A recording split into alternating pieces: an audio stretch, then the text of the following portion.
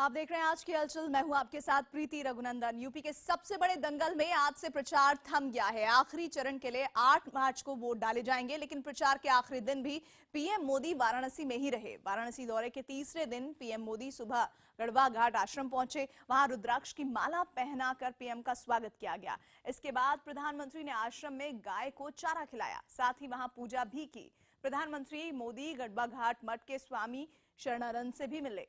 गढ़वा घाट आश्रम के करीब 1 करोड़ अनुयायी है। ज्यादातर अनुयायी दलित और पिछड़े समाज, खासकर यादव हैं। इसके बाद प्रधानमंत्री मोदी रामनगर चौक से जनता का अभिवादन करते हुए शास्त्री चौक पहुंचे। वहां पीएम ने पूर्व प्रधानमंत्री लाल बहादुर शास्त्री की मूर्ति पर माला चढ़ाकर उन्हें श्रद्धांजलि दी। शास्त्री जी की मूर्ति पर माल्यार्पण के बाद पीएम पैदल ही उनके आवास तक पहुंचे। शास्त्री जी के पैतृक घर को अब संग्रहालय में बदल दिया गया है। पीएम मोदी ने शास्त्री से जुड़ी पुरानी तस्वीरों को देखा और थोड़ी देर तक वहीं बैठकर संगीत सुना।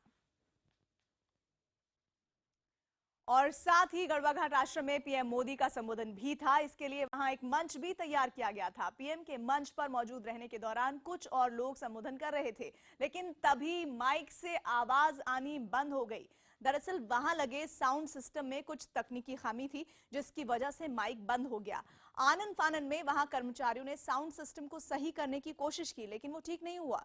इसके बाद पीएम मोदी को स्मृति चिन्ह भेंट किया गया और वो बिना संबोधित किए ही वहां से चले गए। रामनगर में शास्त्री जी के घर से पीएम मोदी वाराणसी के रोहनिया पहुंचे, जहां उन्होंने एक रैली को संबोधित किया। पीएम मोदी ने अखिलेश सरकार पर यूपी में भ्रष्टाचार को बढ़ावा देने का आरोप लगाया। यही नहीं, पीएम मोदी ने मायावती और राहुल गांधी, साथ ही अखिलेश पर निशाना साधते हुए कहा कि तीनों लोगों पर से जनता का भरोसा उठ चुका है। यहां नौकरी की रेट बोलते कि नहीं बोलते? इस नौकरी के लिए 2 लाख, इस नौकरी के लिए 3 लाख, इसके लिए 5 होता है कि नहीं होता है? ये सब बंद होना चाहिए, नहीं होना चाहिए? और इंटरव्यू भी क्या होता है? इंटरव्यू क्या होता है? यहाँ कई लोग हैं जिन्होंने इंटरव्यू दिया होगा। 3 बाबू बैठे होते हैं कमरे में, एक दरवाजे से कोई धक्का मारता है, वो अंदर आता है, सामने खड़ा रहता है, किसी को फुर्सत है तो पूछ लेता है नाम क्या है, और दूसरे दरवाजे से निकाल देता है। मुझे बताइए, दुनिया में ऐसा कोई विज्ञान है क्या कि 30 सेकंड में पता चल जाए कि ये होनहार है कि नहीं है? बलात्कार, हत्या, लूट, हर प्रकार की माफिया, खनिज के माफिया, शिक्षा के माफिया, पानी के माफिया, न जाने माफियाओं को ही उपद्रव यहां चलता रहता है। और अखिलेश जी की सरकार सोई पड़ी। यहाँ के पुलिस थाने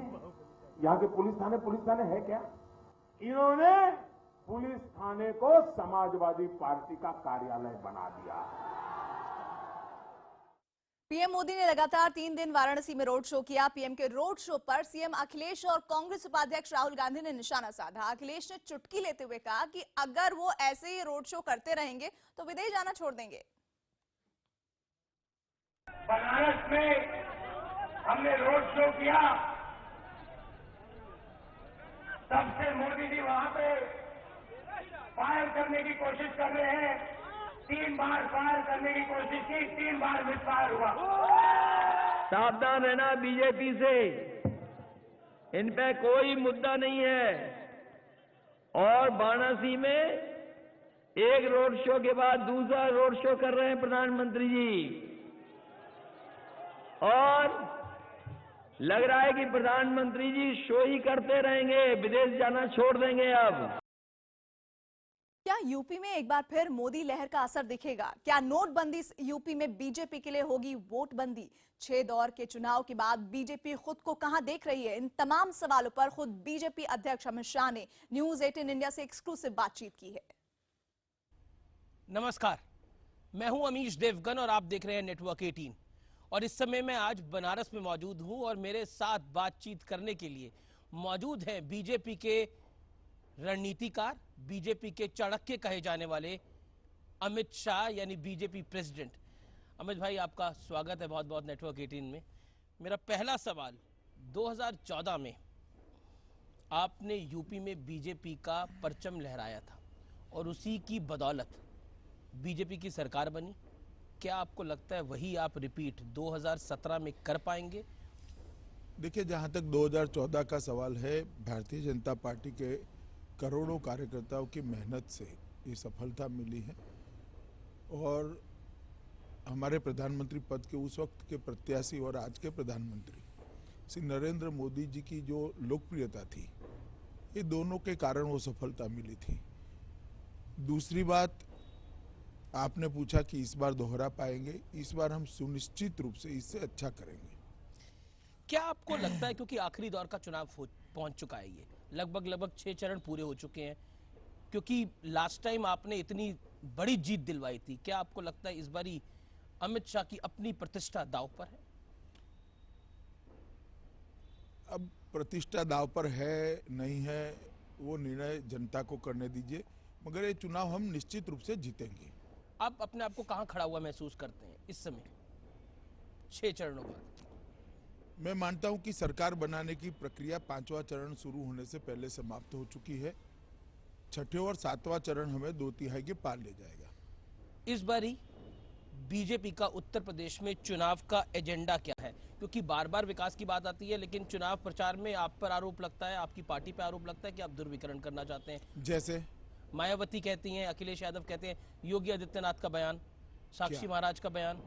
देखिए, साक्षी महाराज जी के बयान को आप बीजेपी का बयान नहीं मान सकते। जब चुनाव के प्रचार के अंदर देश के प्रधानमंत्री हो, देश के गृह मंत्री हो, इतने सारे मंत्री हो, मैं खुद चुनाव को देख रहा हूं और एक कोने में से किसी एक हमारे एमपी का या कार्यकर्ता का बयान लेकर उसको बीजेपी का रणनीति बताना, मुझे लगता है हमारे साथ अन्याय है।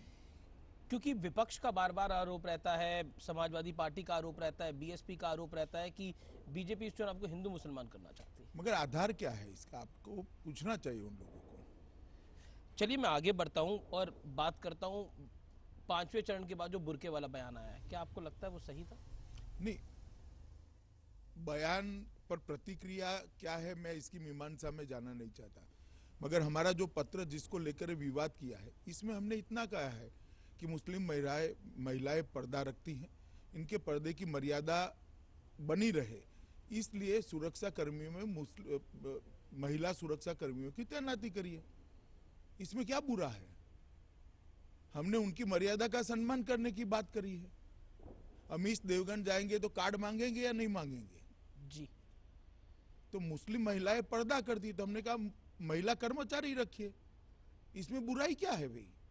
जी, आप कहते हैं कि आपका चुनाव का एजेंडा क्या है? आप कह रहे हैं ध्रुवीकरण नहीं है। हमारा चुनाव का एजेंडा स्पष्ट है। हम इस चुनाव को विकास के मुद्दे पर लड़ने जा रहे हैं और यहाँ पर जो 15 साल से सपा बसपा सपा का जो शासन चला है और उसने एक बहुत बड़ी अव्यवस्था इस प्रदेश के अंदर की है और इतना बड़ा प्रदेश, अपार संभावनाओं वाला प्रदेश, विकास के मामले में देश के बहुत सारे राज्यों से पिछड़ गया है। हमारा एजेंडा यही है, ये प्रदेश के शासन को, इस प्रदेश के विकास को पटरी पर लाना चाहिए और यहाँ पर बहुत संभावनाएं पड़ी है, उसको पूरा एक्सप्लोर करते हुए विकास करना चाहिए। अखिलेश यादव की पत्नी डिंपल यादव कहती हैं कि बीजेपी बिजली के तारों में भी हिंदू मुसलमान ढूंढ लेती हैं। देखिए, उनके स्टेटमेंट पर मैं कोई प्रतिक्रिया नहीं देता, मगर वो जिसका जिक्र कर रही है उसमें अगर बिजली देने में और बिजली सप्लाई करने में अगर हिंदू मुसलमान न हुआ होता तो ये सवाल ही पैदा न होता। अब आप क्योंकि तुष्टिकरण की बात कर रहे हैं और आपने ये बोला कि अखिलेश यादव ने लैपटॉप बांटने में भी तुष्टिकरण करा। हाँ, मैं बोलता ही हूँ। क्यों? हुआ ही है, आप किसी भी गांव में जाकर पूछ लीजिए। क्या आपको लगता है, क्योंकि इस चुनाव के अंदर बार बार तुष्टिकरण की बात हो रही है और बिजली की भी बात हुई, लेकिन क्या आपको लगता है ये अफसोस की बात नहीं है कि आजादी के इतने साल बाद भी 24 घंटे बिजली नहीं आ रही उत्तर प्रदेश के कई गाँव में? नहीं, यही तो हमारा मुद्दा है। क्यों नहीं आई, इसका जवाब हमें नहीं देना है, बीएसपी और एसपी ने देना है। यही 15 साल जो बीएसपी और एसपी ने बर्बाद किए, वही 15 साल में गुजरात, मध्य प्रदेश, छत्तीसगढ़, राजस्थान, ये चारों बीजेपी शासित राज्यों में 24 घंटा बिजली सप्लाई करना हमने शुरू कर दिया और जा भी रही है।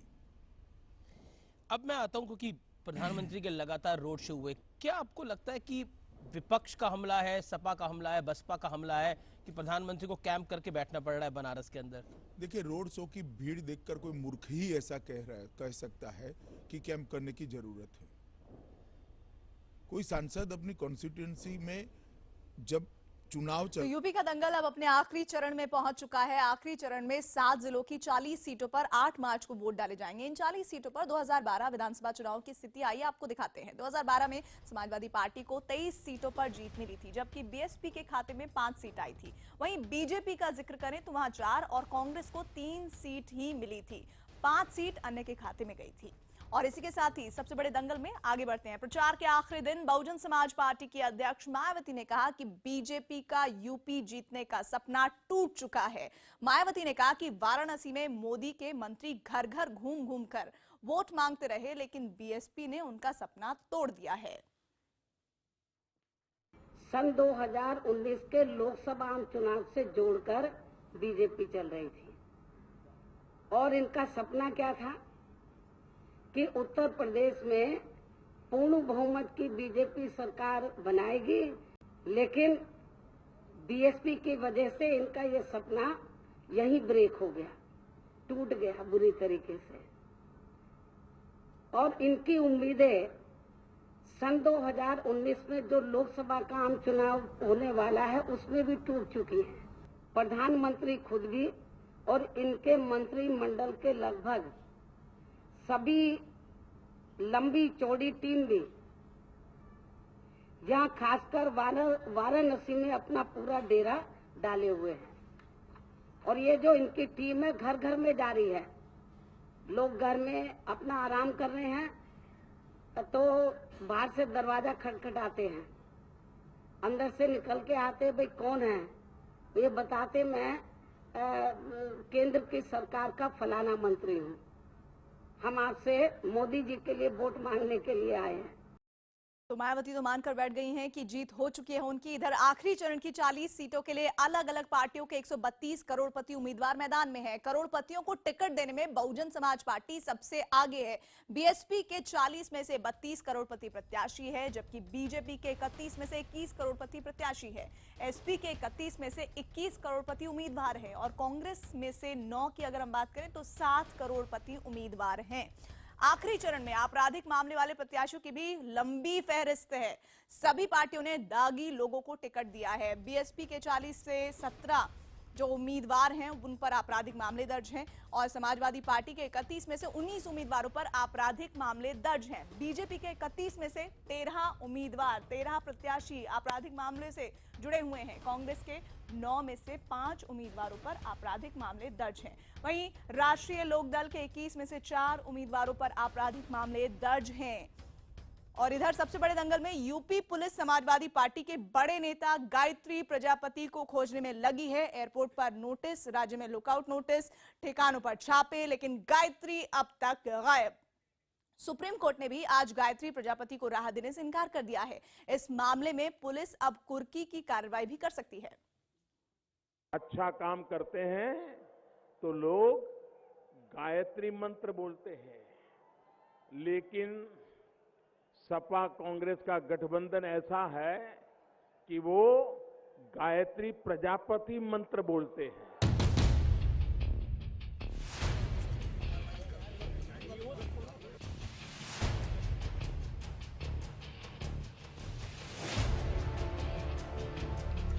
प्रधानमंत्री अपने भाषणों में जिस गायत्री प्रजापति का जिक्र कर रहे हैं वो फरार है। अखिलेश सरकार में मंत्री रहे गायत्री प्रजापति पर गैंग रेप का गंभीर आरोप है। गायत्री कुछ दिन पहले तक आराम से चुनाव प्रचार कर रहे थे, तब गिरफ्तारी नहीं हुई। अब जब पुलिस खोज रही है तो फरार हो गए। विपक्ष गायत्री प्रजापति के बहाने सीएम अखिलेश यादव पर लगातार हमले कर रहा है।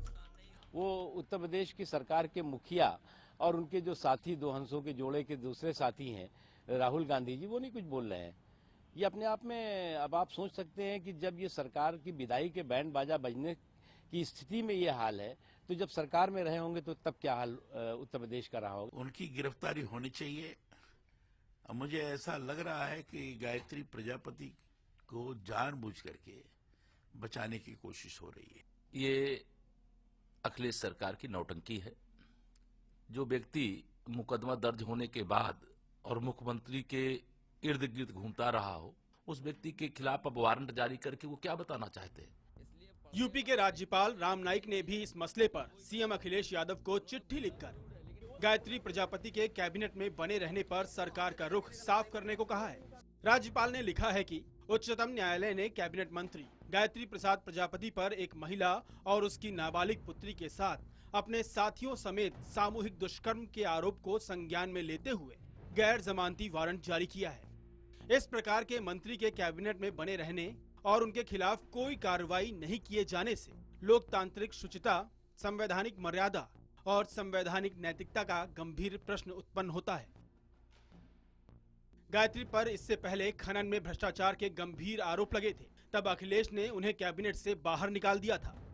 लेकिन समाजवादी पार्टी की पारिवारिक लड़ाई और चुनावी मजबूरी में उन्हें फिर से वापस लिया गया और पार्टी ने टिकट भी दिया। चुनाव के दौरान जोर पकड़ चुके इस मामले पर मुख्यमंत्री साफ साफ नहीं बोल पा रहे हैं। तो मैं ये नहीं कहता हूँ कि क्या होगा, लेकिन अब सुप्रीम कोर्ट और सरकार का पूरा सहयोग है पुलिस को। पुलिस अपना काम करेगी और जो वो ढूंढना चाहते हैं मंत्री जी को, वो शायद उनके जल्दी से उसका कार्रवाई भी होगी। गायत्री प्रजापति और इस मामले के 6 दूसरे आरोपियों के खिलाफ गैर जमानती वारंट जारी हो चुका है। उनके विदेश भागने की आशंका भी जताई गई थी, जिसके बाद देश भर के एयरपोर्ट पर अलर्ट जारी कर दिया गया है। पूरे राज्य में लुकआउट नोटिस भी जारी है। पीड़ित के परिवार वाले यूपी पुलिस पर इस मामले में लापरवाही बरतने और आरोपी की तरफ से दबाव बनाने की बात सुप्रीम कोर्ट में कह चुके हैं। पीड़िता के परिवार को इतनी धमकियां मिल रही हैं, खुद पुलिस उनको डराने की और धमकाने की कोशिश कर रही है। चुनावी माहौल में इतनी कड़ी सुरक्षा के बावजूद रेप के आरोपी हाई प्रोफाइल मंत्री का इस तरह गायब हो जाना राज्य की कानून व्यवस्था पर सवाल खड़े करता है।